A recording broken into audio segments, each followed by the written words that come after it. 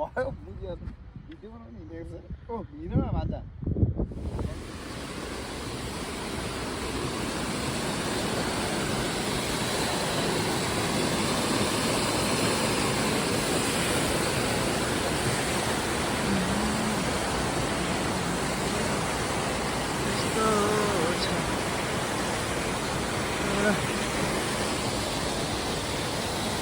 ओ भान्जा छिटो आऊ छिटो ओ भान्जा माथि जङ्गलमा कहाँ के गरिरहेको छ देख्दैछ अर्को त ओ राजा औ यो बल्छीले कति मार्यो कति खर्च भयो कति $50-60 खर्च गरेर आज माछा बल्छी अनि चारो डल्लै ल्याइयो थोरै महँगो चारो होइन $19 को चारो अनि एउटा बल्छी भाँचियो एउटा चाहिँ ल्याइयो बल्छी पनि माछाले होइन है यो माछाले टेकेछ कतै कि टुप्पोमा टेकेछ यत्रो त हुन्छ चर्लकै भाँच्यो नि ओ मैले जङ्गलमा के गरेँ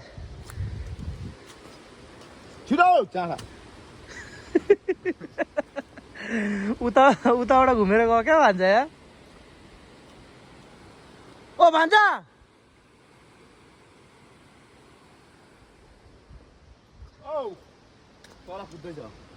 आज हामी चाहिँ रङ लोकेसनमा आइएछ फिसिङ गर्नु मेरो पनि लगभग त्यस्तै $30 जति खर्च भयो उसको पनि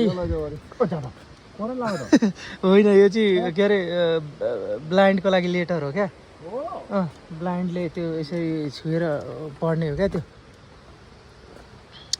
यो त खासै युगल जोडीहरूको लागि यसो घुम्ने बेलुका पख आएर डेटिङ साइट रहेछ फिसिङ साइट भन्दा पनि ठक्क मजाले घुम्ने दामी रहेछ क्या पार्क सार्क रहेछ ऊ त्यो बोटमा यसो घुम्ने एकछिन बरु यो रुख लडाएर चाहिँ गाडीमा लोड गरेर गएर बेचियो भने ग्यासको पैसा असुल होला यहाँ छो त फेरि लाग्दैन त्यो फर्स्ट टाइम भएर हो क्या छो न आँखा चिम्लेर हो त्यहाँ माथि जे लेखेको छ नि त्यसलाई तल ब्लाइन्डको लेटरमा प्रिन्ट गरेको क्या भान्जा त पिसा पर्नु पस्यो क्या हो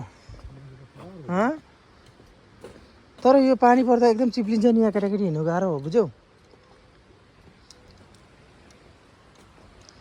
यो चाहिँ एकदम चिप्लिने खालको रहेछ क्या यो वकिङ ट्रेल हो क्या यो इभिनिङको लागि पैसा खर्च कति गर्यो अरे के हो अझै त्यहाँनिर 5-7 जना मान्छे कतिजना अरे उहाँ 5-7 जना हो के अरे हो जस्तो गरेर क्या कन्फिडेन्स लेभल चाहिँ नि त्यत्रोमा एउटा माछा त मार्नु पर्यो नि त कम्तीमा पनि यिनीहरू चाहिँ 1 घन्टा जति बसेको छ जम्मा गरेर प्रति व्यक्ति 2-3वटा बल्छी होला अनि खाजा पानी लिएर बसेको छ मजाले क्याम्प गरेर बसेको छ भरे ऊ त्यहाँ यो खासै गरी यो लेक पनि नि के को लागि हो थाहा छ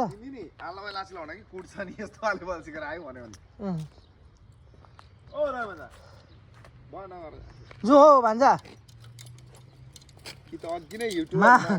माछाको नाममा कलङ्क मात्र छ यहाँ ए होइन हौ भान्जा यताबाट सर्ट गर्छु नि भान्जाको यस्तो छ फेरि भान्जा यता फर्का त भान्जाको चाहिँ फुल गियरमा छ है आमा यो पनि बोक त भान्जा एकताल ठ्याक्कै बोक त अनि यता फर्का त होइन नि एक्जेक्ट देखिँदैछ नि भान्जा यता र ओ तिमीलाई चाहिँ नि अलि यता फर्कन ल यो गियर बोकेर चाहिँ एकदम सही स्पटमा चाहिँ फिसिङ साइडमा गयो भने नि तिमीले कम्तीको पनि 20-25 केजी त बोक्छौ क्या ट्राउट।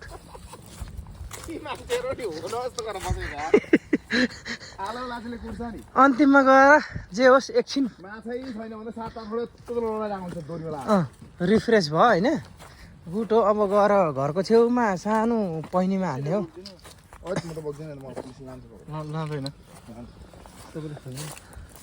सानो पहिनीमा दामी रुख रहेछ यार, दामी फुलको रुख रहेछ क्या। यो मान्छेहरू के गर्नु आएको यहाँ? के बच्चा बच्ची भुलाउने हो क्या यहाँ लिएर? यसो फिसिङ गरे जस्तो गराएर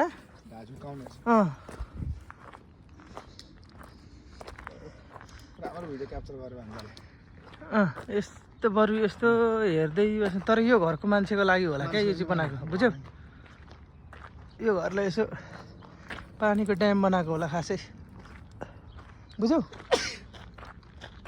ओ पानी हुन्छ नि बर्खामा, त्यो बर्खा पानी यहाँ रोकेर त्यसलाई चाहिँ पछि खाने लायकको बनाउने होला क्या यो पानी, त्यसको लागि हो बेकार। ल अब चाहिँ गाडीमा पनि आइपुग्यौँ। अब चाहिँ हाम्रो राजाको गाडी हो, यो मेरो हो। अब हिँडिन्छ लु त भन्छ ठ्याक्कै यसलाई थन्काउ त सर्दम हाई हतियार। यो के राख्नुपर्छ होला, महँगो हो यसलाई त्यहीँ थन्काउनु। ग्यार त भान्जाको त फुल छ नि,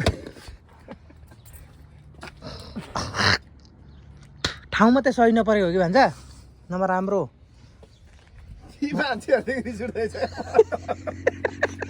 के गर अरे एकजना मान्छे पाँचवटा बल्छी हालेको छ अघि मलाई। दाइ 3जना मान्छे छ, एउटा मात्रै बल्छी भन्यो कि बल्छी छ। ल भान्जाले चाहिँ अब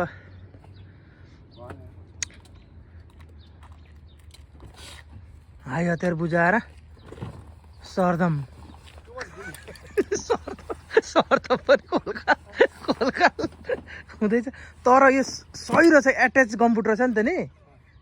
ओ भान्जा सही हो नि, माछा मार्ने चाहिँ त्यो पानीभित्र पस्दै पस्दैन शरीरमा त पानी एक दफा पस्यो त के। यति ज्ञान गर्दा बेचेर नि माछा किन्यो भने नि 1 वर्ष खाइन्छ क्या बरु, अर्को वर्ष अर्कै ज्ञान किन्यो।